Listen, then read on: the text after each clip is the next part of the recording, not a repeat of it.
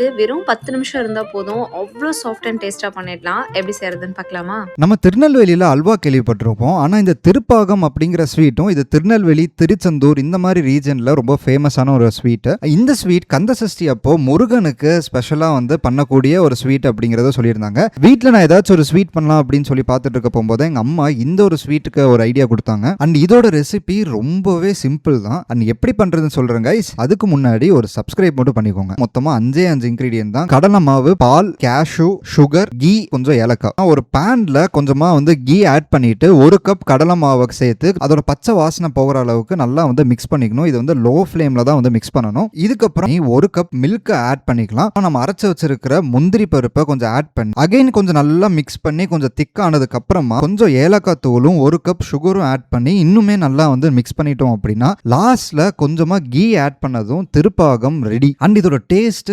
நிஜமாலே அல்டிமேட்டான ஒரு டேஸ்ட். இது வெறும் 10 நிமிஷம் இருந்தா போதும். 10 to 15 மினிட்ஸ் ஆகும்னு சொல்லியிருந்தாங்க. ஆனால் எனக்கு ஆல்மோஸ்ட் ஒரு 30 மினிட்ஸ் கிட்ட வந்து ஆயிடுச்சு. ஸோ நீங்கள் ஒரு சிம்பிளான அட்டகாசமான ஸ்வீட் ட்ரை பண்ணணும் அப்படின்னா கண்டிப்பாக இந்த ஸ்வீட்டை வந்து ட்ரை பண்ணி பாருங்கள். நம்ம அடுத்த ஒரு இன்ட்ரெஸ்டிங்கான வீடியோவில் பார்ப்போம் கைஸ்.